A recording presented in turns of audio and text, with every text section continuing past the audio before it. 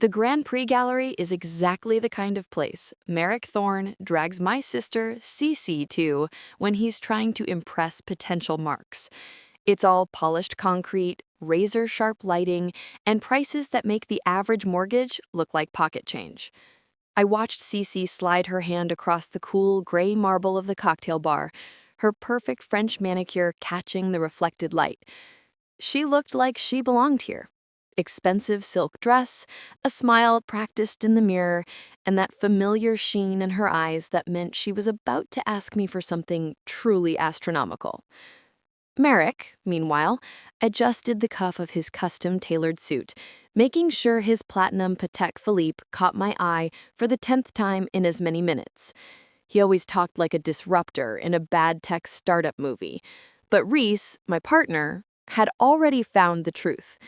Merrick's consulting firm was an empty shell held together by desperate credit and bad crypto bets. "Ilara," Cece began, her voice soft and careful, the same sweet tone she used to use when she needed me to lie to Mom about a missed curfew or bail her out of a bad lease. "You know, Merrick and I have been planning our wedding." I nodded, my grip tightening imperceptibly on the champagne flute. I knew. I had also received the detailed 10-page electronic save the date, which looked more like a prospectus for a small IPO than a wedding invitation. Reese's silent text from under the table flashed on my phone. "Recording. We've found this unbelievable historic villa in Tuscany." Merrick cut in, leaning over the table, trying to make eye contact with the gallery director across the room, probably another Mark. "Vineyard views, frescoed ceilings, completely exclusive. It's exactly the experience Cece deserves." I kept my face neutral. "It sounds beautiful." Cece's smile was painfully bright, bordering on manic. "It is, Ilara. It's the kind of place that sets the tone for a whole new life. It's our dream." I waited. I didn't have to wait long. "The thing is," Merrick continued, his voice shifting, suddenly losing the veneer of breezy success, "the rental requires a substantial, non-refundable deposit immediately. And, frankly, liquidating certain assets right now would be disastrous for our Q3 projections." He paused, looking at me with the practiced sincerity of a man selling a used car. "What Merrick means," Cece said, seizing the opportunity and reaching for my hand, her skin soft and scented, mine still carrying the faint scent of old paper and dust from the museum archives, "is that we need family help, family supporting family." The number dropped like a lead weight. "We need $120,000, Merrick stated, flat and direct, "to secure the venue." The air around the sleek art installation seemed to vibrate with the impossibility of the sum. I thought of the historic brownstone I now owned, the one where my mother, a talented local artist, had lived and worked, the one she had explicitly left to me 1 month ago, just before she died, the brownstone that was supposed to become an arts foundation in her name. I thought of Cece, who showed up 40 minutes late to Mom's funeral complaining about a run in her stockings. "From selling the brownstone?" I asked, quietly. Merrick's jaw tightened. "Well, yes, that property is worth a small fortune, Ilara. You got the entire inheritance. It's only fair that you share some of that value with your sister." Fair. The word echoed hollowly against the marble walls. I remember being 19, dropping out of my first semester of college to work 3 jobs after Cece crashed her car and Mom couldn't afford the insurance hike. I remember covering Cece's boutique's inventory crisis 3 years ago, lying to Reese about the $30,000 I'd drained from my savings. I remembered my mother's voice from her hospice bed, weak but absolute. "Ilara, you have done enough. She needs to learn to stand on her own." "Mom would have wanted this for me," Cece whispered now, her eyes welling up with those fast, clean tears that never once smudged her meticulous eyeliner. "She would have wanted to see me happy." Reese's text buzzed against my thigh. "Stay steady. You got this." I looked at them both. Merrick's greed barely concealed, Cece's bottomless sense of entitlement. "I can offer $15,000, I said, my voice steady, professional, like I was discussing acquisitions for the museum. Merrick actually scoffed. It was a sharp, ugly sound. "That doesn't even cover the catering deposit, Ilara." Cece's face snapped shut for a millisecond, the facade dropping just long enough for me to see the raw, cold calculation behind the tears before she quickly reconstituted the mask of the heartbroken sister. "Ilara, please, we are family." 15,000, I repeated, picking up my clutch. "Take it or leave it. That is my final offer." The silence was instant, absolute. Cece's manicured nails clawed at the crisp linen tablecloth. "You're being utterly selfish," she hissed, the sweet voice gone. "After everything I've been through." I stood up, smoothed my velvet jacket. "Cece, I've spent my entire life covering your throughs," I said. I left enough money on the table to cover my untouched glass of water and walked away, the cool evening air of the city street a welcome change from the stifling atmosphere of the gallery. My phone was already pulled up, the recording of their avaricious discussion safe and sound. Reese was right. It was time to remember everything they had done. We found the rest of it that same week. Reese, with his journalist's relentless eye for detail, spent an entire night digging. "Ilara," he said, his voice grave, pushing his laptop toward me across the kitchen table. The screen detailed Merrick Thorne's finances, $68,000 in gambling debt to what looked like a Russian syndicate, several failed venture capital attempts, and the final nail, a 6-month-old court filing where his own father disavowed him financially. Every item of clothing, every piece of jewelry, every veneer of success was leveraged, fake, or borrowed. Then Reese clicked to a different tab, a text chain between Cece and Merrick dated 2 weeks before the gallery meeting. Merrick: "The sister won't bite. We need leverage." Cece: "Guilt works every time. She's been parenting me since I was a child. She thinks she owes me." Merrick: "Then use it. Dead mother's dying wishes, family obligation, whatever you need to sell it."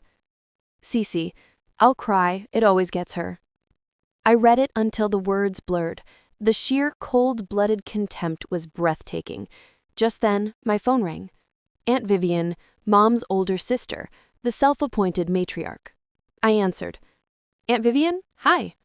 "Don't you hi me," she snapped, her voice shaking with artificial emotion. "I just got off the phone with Cece. She is distraught, Ilara, absolutely devastated by your greed." The words were a direct hit. Greed? Yes. How you manipulated your mother while she was ill, how you isolated her to steal the entire inheritance, how you are refusing to share a penny with your own flesh and blood.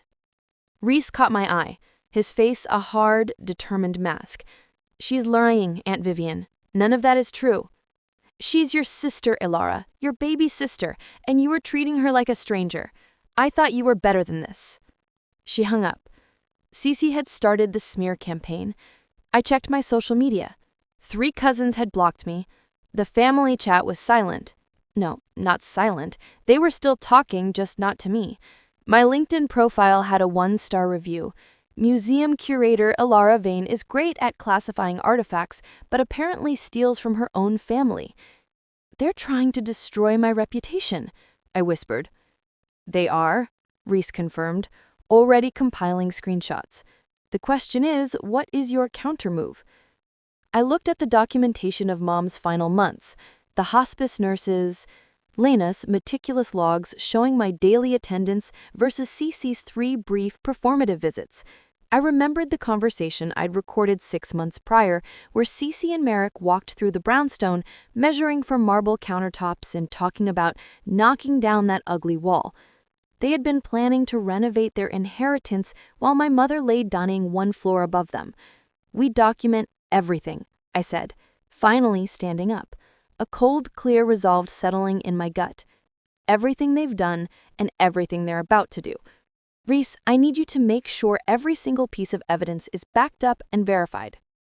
The legal action came next, of course. My lawyer, Marcus Chen, left a voicemail warning me Cece was threatening to contest the will, calling it a baseless pressure tactic. I drove to the cemetery the next morning. "Mom," I whispered, sitting by her simple headstone, "you knew, didn't you? The brownstone wasn't just a house, it was protection." I closed my eyes, feeling the cold wind on my face. "I'm going to fight. I'm not letting them destroy the legacy you left me or the foundation you wanted to build." Marcus called back an hour later. "Ilara, I have something important. Your mother came to me 3 months before she died. She updated the will specifically because she feared this. She told me, 'My oldest daughter has given everything. My youngest daughter has taken everything. It's time that ended.'" A wave of absolute searing relief washed over me. Mom hadn't been blind. She had simply prepared. "Thank you, Marcus. One more thing. I'm sending a cease and desist letter today. If they continue this smear campaign, we have grounds for harassment lawsuit." The battle had begun. I was ready. Each line I typed into the State Bar Ethics complaint portal felt less like writing and more like a declaration of war. Reese stood over my shoulder, his expression grim but supportive as I entered the final details. "You're sure about naming the lawyers?" he murmured. I didn't need to check the notes we'd compiled. Jason Mitchell and Rebecca Hartwell, the two suits who had been positioned at the gallery bar, ready to witness the signing of the fraudulent quitclaim deed. Their names were imprinted on my memory. Both were licensed in the city for over a decade. Both should have known better than to participate in documented coercion and attempted fraud. The cursor hovered over the submit button. Reese sensed my brief hesitation, the flash of the old peacemaker Ilara resurfacing. "What Mom would have wanted doesn't matter anymore," he said quietly, knowing my mother always favored keeping the peace at any cost. "What matters is what's right. What matters is the legacy she wanted, that foundation. This is what protects it." I clicked submit. The confirmation screen loaded, displaying a case number that felt satisfyingly official, 2025 ETH 4471. I immediately screenshotted it, placing it into the burgeoning digital folder on my desktop labeled Thorn/Vein Evidence. That folder was already massive, housing sworn affidavits from Dr. Harrison detailing Cece's 3 brief performative visits during Mom's 6-month hospice care, contrasted starkly with Nurse Lena's logs confirming my constant presence. It also contained Bob's written statement confirming that Merrick had been photographing the brownstone property from the sidewalk, notepad in hand, 2 weeks before Mom's death, already planning the demolition of her beloved studio wall. My phone rang. Unknown number. I let it go to voicemail, but it rang again 30 seconds later. "Answer it," Reese instructed, grabbing his secondary phone. "We record everything now." I hit speaker, the little red dot already spinning on Reese's screen. "This is Ilara Vane." "Miss Vane, this is Robert Vance." The voice was deep, authoritative, the sort of voice that expected immediate deference. Merrick's father. "I'm calling about this unfortunate situation with my son and your sister. I understand there's been some tension regarding family property." Tension. The clinical euphemism for attempted grand theft felt insulting. I stayed silent. "I've been made aware of a recording, one that my son claims was obtained illegally and is being used to threaten him." Reese shook his head vehemently. "The recording was made in a one-party consent state, Mr. Vance. I checked before I went to that gallery. Everything on that recording is perfectly legal and admissible." There was a stiff pause. "Nevertheless," Robert Vance continued, his voice hardening, "if that recording is shared publicly, or if you continue this harassment campaign against my son, we will have no choice but to pursue defamation charges. Merrick is prepared to take whatever legal action necessary to protect his reputation." I let out a sharp, genuine laugh before I could suppress it. His reputation? The one he defrauded a grieving woman out of her property? That reputation? "I would encourage you to speak with your attorney, Miss Vane, and to remember that legal battles are expensive, protracted. I have considerable resources at my disposal." He hung up. "Bluff," Reese declared immediately, checking his timeline.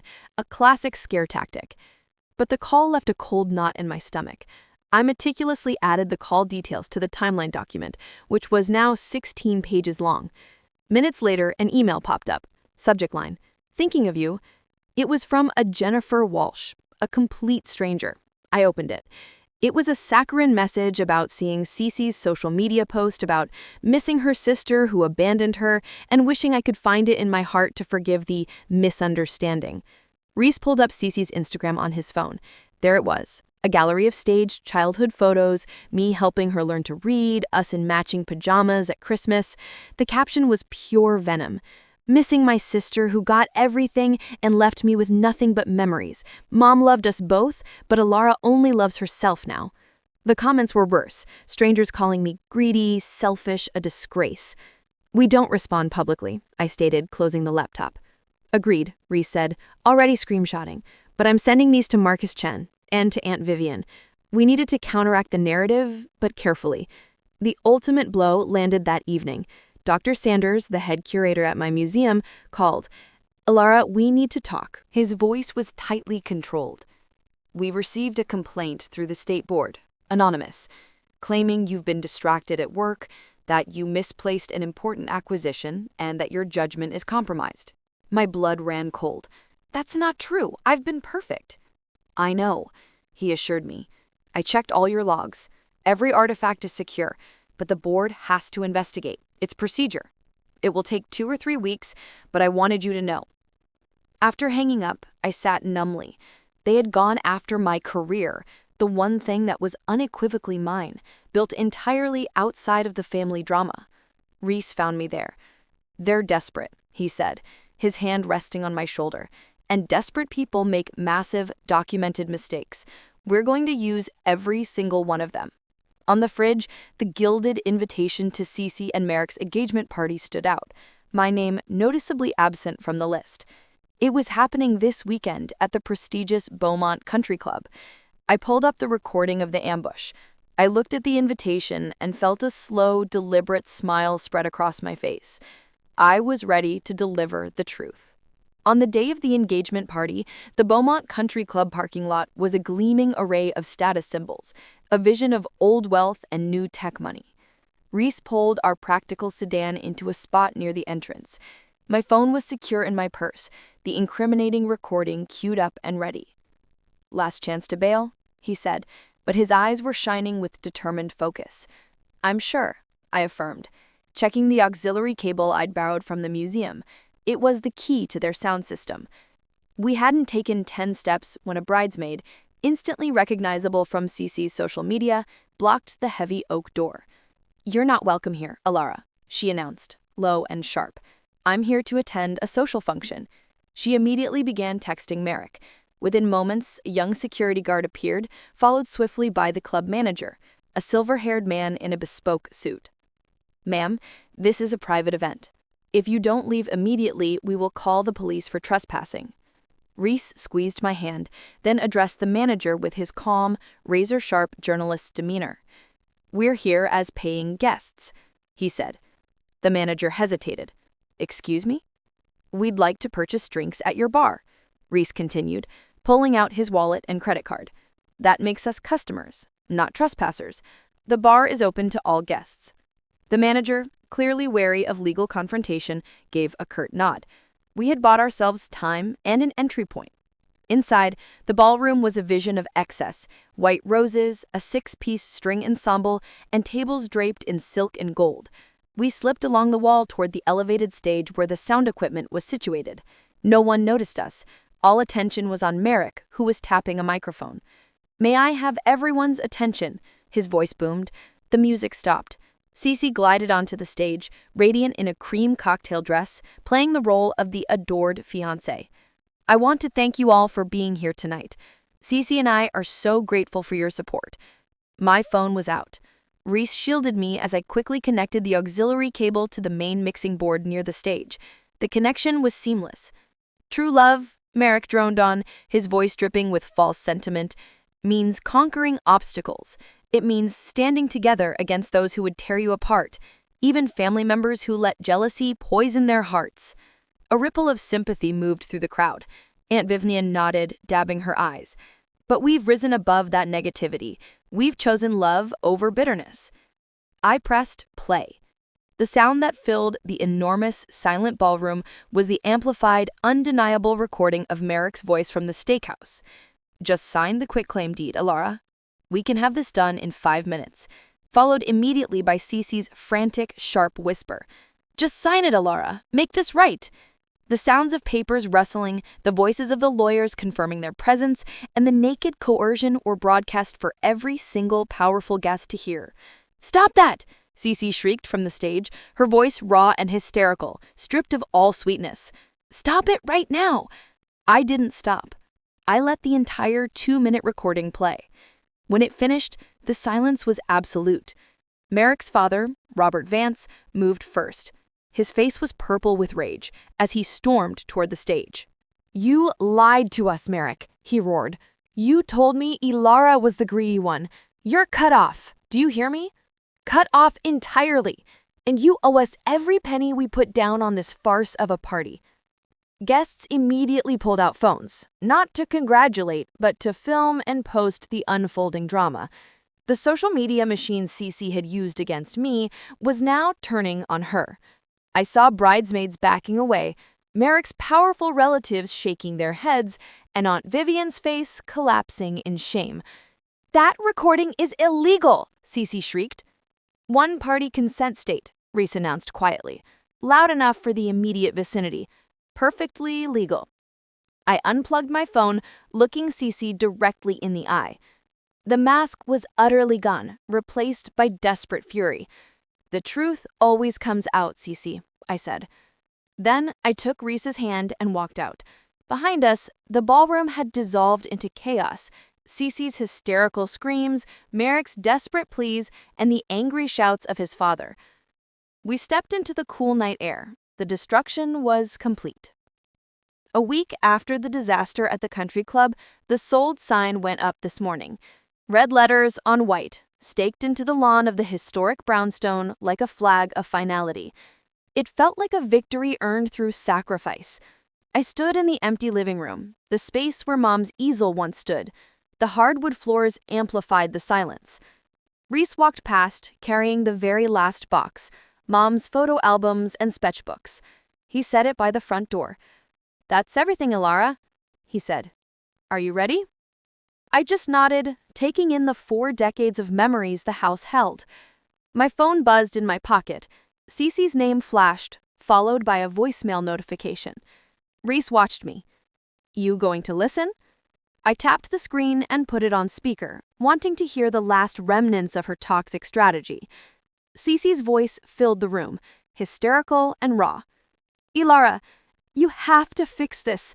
Merrick's family cut him off completely. Everyone knows. You destroyed my life. Call me back. We're still sisters. You can't just abandon me. Mom would be so disappointed in you right now." The message ended. The manipulation was the same, but the desperation was new. Reese squeezed my hand. "You going to call her back?" I looked at the phone, at the string of missed calls and unread messages stretching back 6 weeks. I pressed delete. The voicemail vanished. "No," I said. "The finality absolute. The sister I raised, she became a stranger a long time ago. I just chose not to see it." I leaned into Reese, letting myself finally grieve, not for the house, but for the sister I had lost. The new museum called yesterday. "Everything's confirmed. I start in 2 weeks. And my firm approved the remote work arrangement. We're really doing this. 500 miles away. A different state. A new life free from whispers and inheritance battles. My therapy starts next month, specializing in family trauma to help me understand why I gave so much for so long and how to set permanent boundaries. Margaret Wilson, Mom's best friend, had hosted a small farewell dinner. "Your mother would be so proud of you, Ilara," she whispered when she hugged me. "She gave you that house as protection. You finally understand that." 3 cousins called, apologizing for believing Cece's lies, saying the engagement party recording had opened their eyes. Chosen family often works better than blood. The moving truck idled in the driveway. Reese checked his watch. "We should go. Long drive ahead." I took one last look around, then pulled out my phone one final time. Cece's number.